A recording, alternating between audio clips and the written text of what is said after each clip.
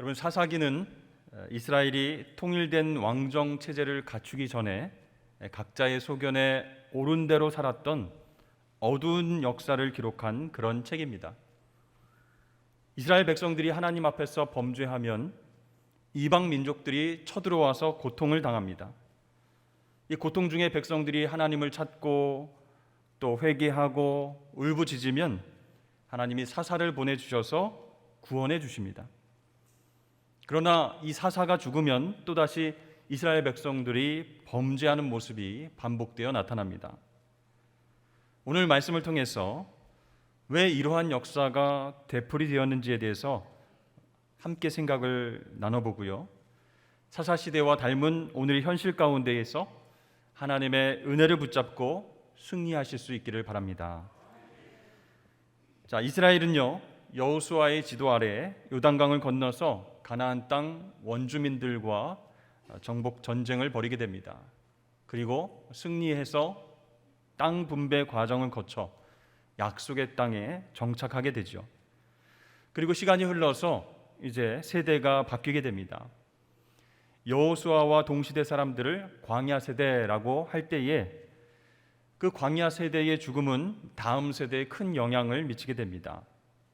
이 광야 세대는요, 말 그대로 광야에서 하나님의 인도하심과 도우심으로 승리를 경험했던 그런 사람들입니다. 그리고 약속의 땅에 도착해서 하나님께서 세세히 알려주신 그 제사법을 통해서 제사를 드리고 하나님께 기도했습니다. 그러나 다음 세대에게 어떤 영향력도 줄 수 없었습니다. 한마디로 말해서 신앙교육에 실패를 하게 된 것이죠. 더 이상 다음 세대는 하나님을 찾고 의지하지 않았습니다. 여러분, 왜 이런 결과가 나타났을까요? 광야 생활할 때에 기적을 베푸신 하나님에 관한 이야기를 우리 자녀들에게 들려주었습니다. 그리고 제사를 통해서 하나님 앞에 이것이 정말 예배하는 삶이다라고 보여줬습니다. 그럼에도 불구하고 왜 실패했을까요? 다음 세대의 신앙교육이 실패한 이유는 바로 불순종 때문이었습니다. 이 광야 세대는요, 하나님의 명령, 가나안 족속을 진멸하라, 이 말씀에 불순종했습니다. 가나안 땅에 정착하는 것 자체에 만족한 그들은 이 자신들의 편의를 위해서 가나안 사람들을 남겨두는 것이 이익이다, 이렇게 판단을 했습니다. 그래서 남아있는 가나안 족속들을 쫓아내고 진멸하기보다는 그들을 활용해서 함께 사는 길을 선택했던 것이죠. 언뜻 보면 참 합리적이고 좋은 대안인 것 같습니다. 이스라엘 백성들이요, 가나안 땅에 정착해서 농업을 통해서 먹고 살아야 하는데 어렵고 이 생경한 농업을 스스로 시작하는 것은 무리였습니다. 주위의 도움이 필요한 것이죠. 그래서 가나안 족속들 하나님이 다 진멸하라 명령하셨는데 다 죽이지 말고 그들의 경험과 노하우를 통해서 도움을 받고 함께 잘 살 수 있지 않겠느냐, 이런 마음들이 퍼져나가게 되었죠. 그래서 그들에게, 가나안 원주민들에게 강제 노역을 시키면서 도움을 우리가 받는 것이 더 합리적이고 지혜롭다, 이런 결론을 내렸습니다. 그러니까 하나님 명령에 순종하면 어떻게 된다는 거예요? 눈앞의 이익을 포기하게 되는 것이다. 어리석은 행동이 된다. 이렇게 판단을 한 것이죠. 자, 그러나 이스라엘의 이러한 생각과 행동은 하나님 앞에서 심각한 죄, 심각한 불순종이라는 사실을 인식하지 못했습니다. 여기에서부터 불행이 싹트기 시작했습니다. 사랑하는 성도 여러분, 이 죄라고 하는 것은 스스로 소멸되지 않습니다. 이 죄는요, 불순종이라는 영양분을 조금씩 먹으면서 암세포처럼 증식합니다. 나중에는요, 영적 생명을 위협하는 종양이 되어서 하나님의 말씀과 명령을 무시하고 다 먹어치우는 그런 큰 세력으로 변하게 된다는 것이죠.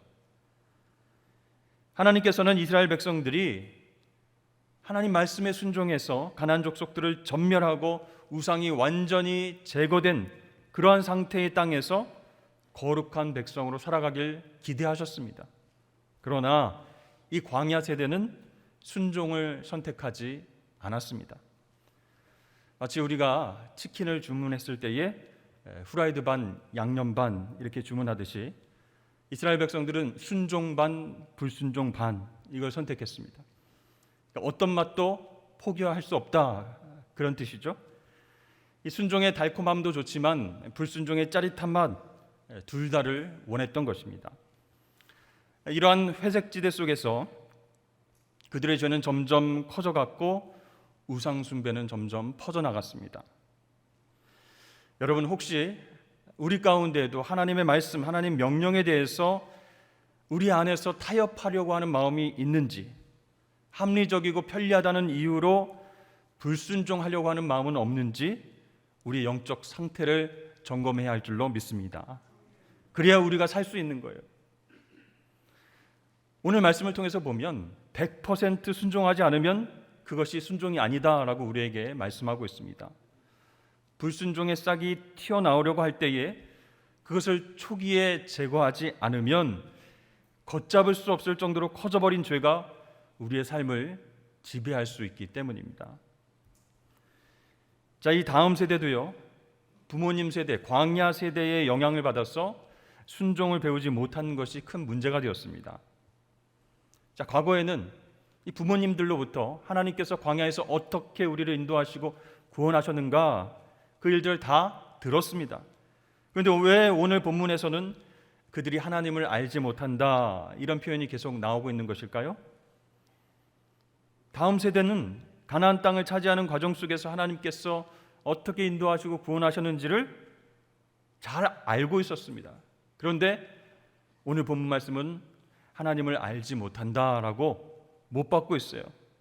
그것은요, 그 역사적 사실이 나타내는 하나님 중심의 삶, 온전히 순종하는 삶을 배우지 못했기 때문에 그것은 결국 하나님을 알지 못하는 것이다 라고 성경은 우리에게 가르쳐주고 있습니다.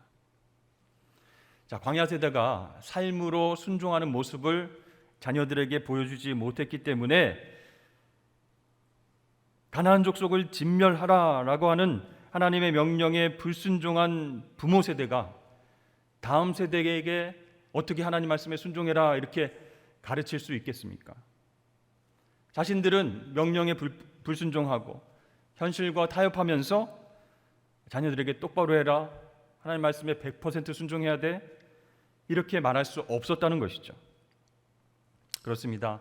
하나님 말씀을 신뢰하고 그 말씀에 순종하는 부모들의 모습을 보이지 못한 것이 다음 세대가 타락하는 큰 원인이 되었던 것입니다. 여러분, 구원에 관해서 듣는 것과 구원을 경험하는 것 다른 것입니다. 하나님에 관해서 듣는 것과 하나님을 경험하면서 아는 것 큰 차이가 있습니다. 그래서 안타깝게도 이스라엘의 다음 세대는 우상 숭배에 빠지게 되었습니다. 여러분, 이처럼 부모의 말과 행동이 신앙적으로 일치하는 것이 얼마나 중요한가 우리에게 보여주고 있습니다. 우리도 하나님께 나와서 주일 성수하고 열심히 예배하고 또 헌금도 하고 섬기고 봉사도 많이 하지만 가정에 가서, 일터에 가서, 세상에 나가서는 하나님 말씀에 순종하지 않는 삶을 자녀들에게 보여준다면 신앙의 전수와 교육은 우리의 바램과는 점점 멀어지게 된다는 것이죠. 제가 청년일 때에 X세대라는 말이 있었습니다. 그래서 이 X세대는 정말로 기성세대와는 다른 특이한 종족이다 이렇게 많이 언론에서 보도가 됐죠. 지금은 Y세대를 거쳐서 Z세대가 나왔습니다. Z세대는 1990년대 중반에서 2000년대 초반에 출생한 그런 자녀들을 말한다고 합니다. 그런데 또 MZ세대 이렇게 또 나온 거예요. M세대는 무엇인가 봤더니 1980년대 초에서 2000년대 초에 출생한 밀레니얼 세대다. 그래서 M세대 이렇게 붙인 거예요. 그러니까 여러분, MZ세대 하면은 쉽게 말하면 지금 20대, 30대 그런 청년들을 이야기하는 것입니다. 저는 처음에 MZ세대 그래서 이게 뭔가 마징가 제트인가 이렇게 했더니 아재 개그 한다고 우리 집에 있는 MZ세대들이 절대로 그런 거 하지 말라고 비웃더라고요. 여러분, 오늘 본문 말씀에서도 가나안 세대, 새로운 세대가 나오는데요. 그들의 특징은 하나님을 알지 못한다.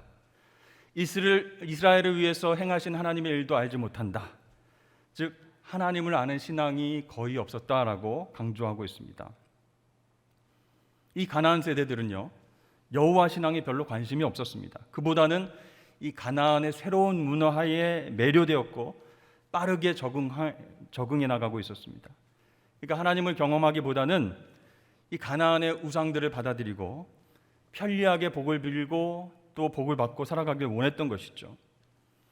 하나님의 구원과 섭리를 기억하는 세대가 모두 사라지고 이제 가나안 세대는 여호와 하나님을 잊은 채 살아가게 되었습니다. 이렇게 사사시대는요, 안타깝게도 광야 세대가 저물고 또 새로운 가나안 세대가 하나님을 알지 못한 상태에서 이리저리 방황하며 타락하고 우상 숭배하는 어두운 시대를 우리에게 보여주고 있다는 것이죠.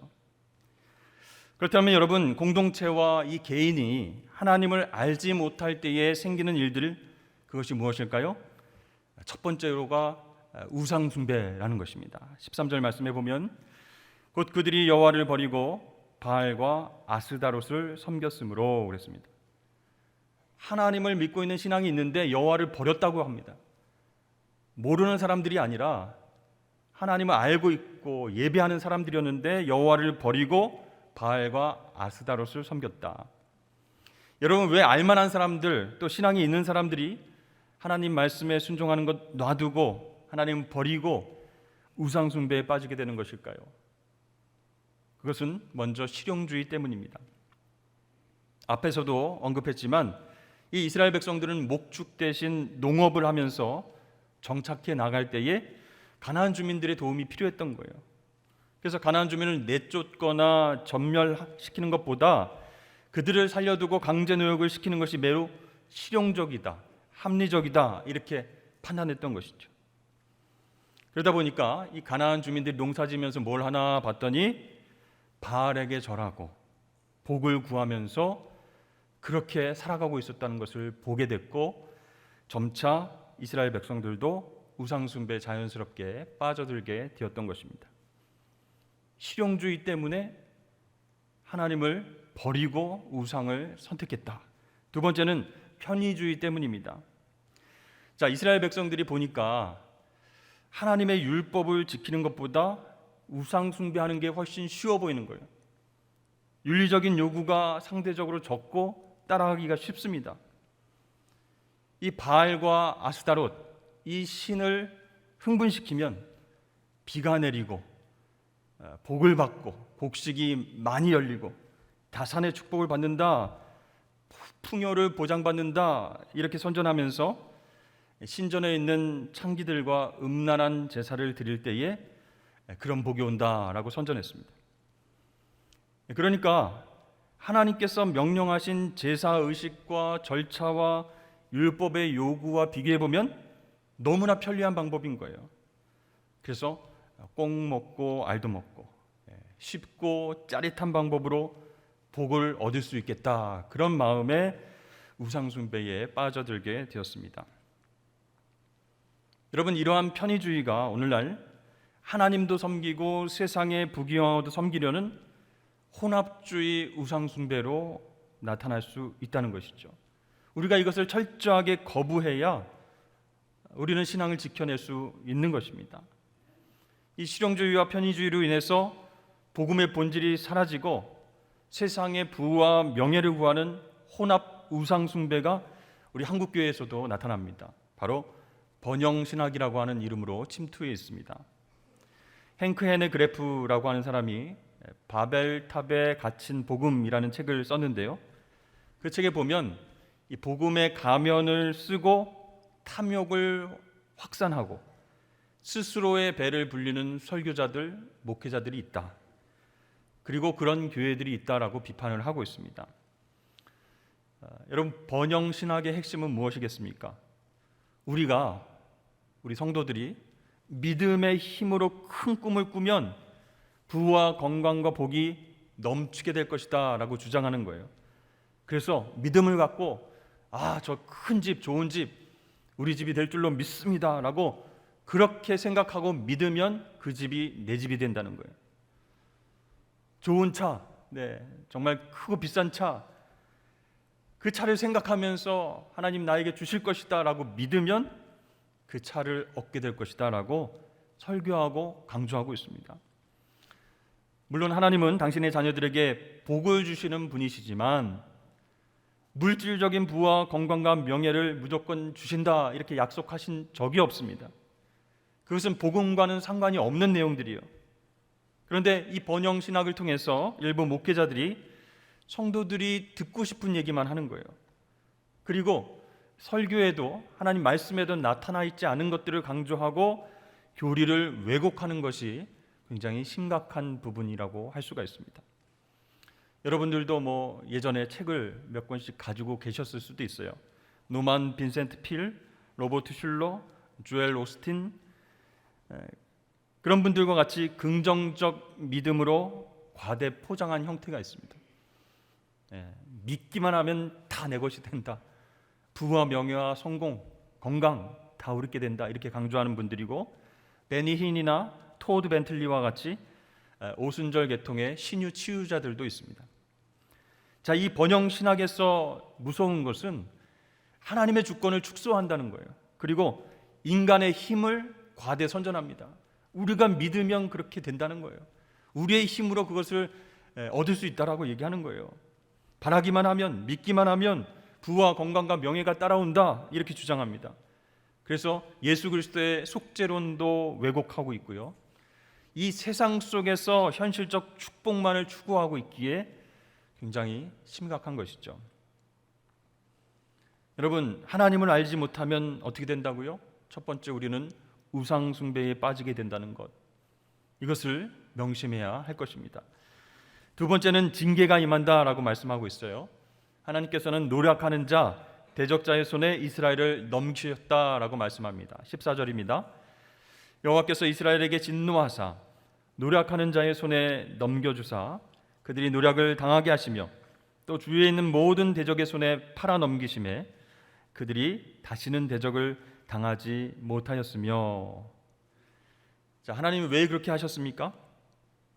이방 민족들을 통해서 이스라엘을 시험하기 위해서 그렇게 하셨습니다. 징계를 통해서 백성들이 다시 돌아오기를 바라셔서 그렇게 하신 거예요. 그래서 그들이 다시는 대적을 당하지 못하였다라고 말씀합니다. 전쟁을 하거나 싸우면 예전에는 하나님 함께 하셔서 승리했는데 이제는 안 된다는 거예요. 다시는 그 승리를 경험하지 못했다는 겁니다. 그들이 가는 곳마다 하나님의 손이 재앙을 내리셨기 때문이죠. 여러분 생각해 보십시오. 아무리 바알신과 아스타로 신에게 다산과 풍요를 빌면 뭘 하겠습니까? 주위의 대적들이 침투해서 다 빼앗아가고 괴롭히고 망하게 합니다. 이렇게 하나님을 알지 못하는 백성들에게 하나님은 미리 경고하신 대로 징계를 행하셨습니다. 최근 뉴스를 보면요, 아프가니스탄이 이슬람 무장 조직 탈레반에 의해서 장악되었습니다. 그 수도 카불에 있는 시민들이 그 도시를 탈출하고자 막 비행기에 매달려 가는 그런 끔찍한 그런 상황도 우리가 TV를 통해서 보았습니다. 그런데 이 탈레반들은요, 여자나 어린아이나 할 것 없이 자신들의 마음에 들지 않으면 채찍을 가하고 총을 쏘고 그렇게 다루는 겁니다. 그런 상황 가운데에 여기서 있다가는 우리가 죽겠다 생각하고 시민들이 목숨을 걸고 탈출을 하게 되는 것이죠. 그런데 아프간의 수도 카불이 이 함락 위기에 처하자 대통령 아슈라프 가니라고 하는 대통령은 다량의 현금을 챙겨서 혼자 살겠다고 국외로 도피를 해버렸습니다. 그 뉴스를 보면서 정말 목자 잃은 양들의 심각한 상황을 확인할 수가 있었습니다. 지금도 이렇게 힘든 나라가 있구나, 이렇게 어지럽고 질서가 없고 힘든 상황 가운데에 살아가는 국민들이 있구나, 그걸 느끼게 됐습니다. 여러분, 이스라엘 백성들도요, 지도자 없이 다산과 풍요라는 꿈을 쫓으면서 하나님께 불순종했습니다. 하나님께서는 주변 국가를 통해서 징계하심을 말미암아 다시 돌아오라, 그런 메시지를 주시기 위해서 노략당하게 하신다는 거예요. 아무리 자기네들이 힘써 싸우고 대적과 전쟁을 해도 이길 수가 없었다는 것이죠. 사랑하는 성도 여러분, 하나님은 당신의 백성을 영원히 사랑하겠다라고 언약하셨고, 그 사랑의 언약 안에 있는 백성들이 계속해서 당신과 사랑의 관계를 유지하기를 원하시고 계십니다. 그래서 하나님을 거역한 당신의 백성에게 이 징계라고 하는 방법을 선택하셔서 그들이 죄에서 돌이킬 수 있도록 기회를 주신다는 거예요. 그렇습니다. 우리가 하나님 사랑 안에 머무는 것만이 세상의 유혹으로부터 벗어날 수 있는 유일한 길임을 여러분 믿으실 수 있기를 바랍니다. 여러분들 혹시 이건 하나님의 징계 아닌가라고 생각되는 고통이 있을 수도 있습니다.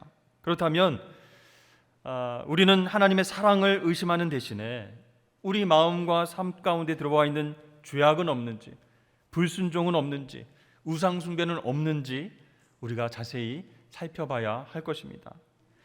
자, 이러한 상황 속에서 하나님은 누구를 보내셨어요? 사사를 세워서 이 노략자들의 손에서 구원을 허락하셨다라고 말씀합니다. 16절 말씀에 여호와께서 사사들을 세우사 노략자의 손에서 그들을 구원하게 하셨으나, 이렇게 말씀하죠. 이 사사라고 하는 말은요, 재판관, 저지, 이런 뜻입니다. 그러니까 이스라엘 공동체 안에서 재판도 하고 지휘관의 역할도 하고 또 리더의 역할을 감당하는 사람이 사사입니다. 자, 이스라엘 백성들이 괴로움에 울부짖는 그 소리를 들으시고 하나님은 이 사사를 보내셔서 긍휼을 베푸신 거예요. 싸워도 이기지 못하고 매번 주변 국가에 의해서 괴롭힘을 당했는데 하나님이 사사를 부르시고 그를 지도자로 세우셔서 하나님이 함께 하심으로 말미암아 막 전쟁에서 이기게 하시는 거예요. 그것은 하나님의 놀라운 은혜이고 사랑이었습니다. 그런데요, 여러분, 그 사사가 사는 날 동안 하나님께서 구원을 베푸셨는데 그 사사가 죽은 후에는 어떻게 됐습니까? 이제 용도 폐기됐으니 이제 다시 고통 좀 받아봐라, 그게 아니라 사사가 죽은 후에는 이스라엘 백성들이 더 타락해서 다른 신들을 따라가서 음행하고 절했다, 그렇게 나오고 있습니다. 자, 여러분, 왜 이런 일들이 반복해서 일어나겠습니까? 왜 알만한 사람들이 하나님이 도와주셔서 우리가 사사를 통해서 구원을 받았으면 계속 그렇게 순종해야지, 왜 사사가 죽고 또 사사가 없어지면 또 우상숭배로 나아가는가? 하나님은 사실 사사를 통해서 이스라엘을 고난에서 건지시고 궁극적으로는 무너진 언약을 다시 세우려고 하셨습니다. 그런데 그 반면에 이스라엘 백성들은 어떻게 행했어요? 지금 당면한 고난이 해결이 되면 속히 하나님을 떠났다는 거예요. 왜 그렇게 했을까? 그것은 그들이 하나님과의 언약을 전혀 중요하게 생각하지 않았기 때문입니다. 하나님의 언약이 영원할 것이라 믿지 않았기 때문이에요. 또 하나는 한 번 순종해서 문제가 해결된 것에 만족했기 때문에 다시 죄악의 유혹으로 넘어가게 되었습니다. 여러분, 우리가 한 번 순종했다고 해서 언약 백성으로서의 책임과 의무를 다한 것이 아니라는 거예요. 우리 배우자를 위해서 기도하고 전도하고 해서 딱 우리 교회 나왔는데 딱 한 번만 내가 나와보겠다, 딱 한 번만 내가 예배드리고 기도한다, 이렇게 하면 여러분 신앙생활이 되겠습니까? 오늘날 우리도 마찬가지입니다. 한 번 순종했다고 신앙생활이 끝나는 것이 아니죠. 매번 매순간 세상의 유혹을 이기고 자기를 부인하고 성령의 인도하심에 순종하며 따라가야 우리는 광야 같은 세상 속에서 계속 승리를 경험하게 될 줄로 믿습니다. 우리 자녀들, 공부하는 자녀들 보면 참 불쌍한 것 같아요. 중간고사 열심히 준비해서 중간고사 시험 치렀는데 또 얼마 지나지 않아서 기말고사가 기다리고 있어요. 기말고사 끝나고 나서 이제 좀 쉴까 했는데 또 무슨 모의고사가 있다고 하고, 학년은 올라가면 반배치 고사가 있고, 무슨 평가가 있고 쪽지 시험이 있고 수행 평가가 있고, 그래서 우리 학생들의 소원은 졸업만 해봐라 내가. 졸업하면 시험이 없어지리라 이렇게 기대를 하는데 어떻습니까? 졸업하고 사회생활을 하면 또 다른 시험들이 계속 기다리고 있다는 거예요. 여러분, 우리가 언약 백성으로서 하나님과 계속 연결되어 있음을 잊지 마시고 하나님의 말씀에만 순종하시는 저와 여러분 되시길 축복합니다. 하나님이 아무리 긍휼과 구원을 베풀어 주셔도 우리가 하나님과의 그 영원한 언약을 기억하지 못하고 그것을 일방적으로 끊어버리고 죄를 멈추지 않으면요, 우리는 점점 심각한 타락으로 나아가게 되어 있습니다. 혼합주의, 우상숭배, 그걸 하면서도 하나님 앞에 예배를 드립니다. 무엇이 잘못됐는지, 왜 잘못됐는지 깨닫지 못한 채 타락으로 달려가게 되어 있는 것입니다. 22절 말씀에 이는 이스라엘이 그들의 조상들이 지킨 것 같이 나 여호와의 도를 지켜 행하나 아니하나 그들을 시험하려 함이라 하시니라. 하나님 말씀하셨어요. 하나님이 이방 민족을 더 이상 쫓아내지 않으신 이유는 이스라엘이 미워서가 아니라 이스라엘을 시험하려고 하신 것이다. 여러분, 이스라엘 백성은요, 하나님과의 언약 안에 있을 때에만 평안을 누릴 수 있습니다. 그 언약은 그들을 올가매는 사슬이 결코 아니라는 거예요. 그 언약이 이스라엘 백성들의 힘이며 능력이 되는 것이에요. 마찬가지로 그리스도 안에서 살아가는 우리 성도들은 하나님의 그 언약 백성임을 우리도 잊지 말고 하나님 말씀에 철저하게 순종할 때에 비로소 평안함을 얻고 승리할 수 있음을 여러분 믿으실 수 있길 바랍니다. 다른 곳에서는 평안이 없어요. 다른 곳에서는 승리가 없어요. 여러분, 이렇게 우리의 인생의 모든 문제는 하나님을 알지 못하는 데서부터 생기게 된다는 것이에요. 하나님에 대한 지식이 아니라 하나님을 경험하고 알아가는 것이 부족할 때에 우리는 혼합주의와 우상숭배와 타락과 징계와 고통을 경험할 수밖에 없다는 것입니다. 하나님이 징계를 통해서 돌아오라고 하시는 거예요. 고난을 통해서 깨달으라고 하시는 거예요. 너희는 나와의 사랑의 언약 안에 있을 때에만 평안할 수 있고 승리할 수 있다라는 것을 보여주시기 위해서 하나님 그렇게 역사하시는 겁니다. 여러분, 하나님을 인격적으로 알아가는 방법이 무엇이겠습니까? 하나님 말씀에 100% 순종하는 겁니다. 반은 순종하고 반은 불순종하고 이게 더 이익이니까, 이게 더 편리하니까, 이게 아니라 오늘날을 살아가는 우리도 하나님의 말씀에 100% 순종하는 것만이 하나님을 잘 알아가는 방법이다라는 것을 깨닫고 호세아가 외쳤던 것처럼 삶으로, 인격으로 하나님을 알아가는 저와 여러분이 되셨으면 좋겠습니다. 호세아 선지자가 어떻게 외쳤습니까? 그러므로 우리가 여호와를 알자, 힘써 여호와를 알자. 왜 이렇게 외쳤습니까? 하나님을 아는 것만이 우리가 살아난, 우리가 승리하는 방법이기 때문에 그렇게 외쳤던 것입니다. 여러분, 오늘 말씀을 기억하시면서 내가 정말 하나님을 알고 있는가? 그분을 경험하고 있는가? 우리가 정말 100% 순종하고 있는가 돌아보고 하나님을 더욱더 사랑하시는 저와 여러분 되시길 주의 이름 축복합니다.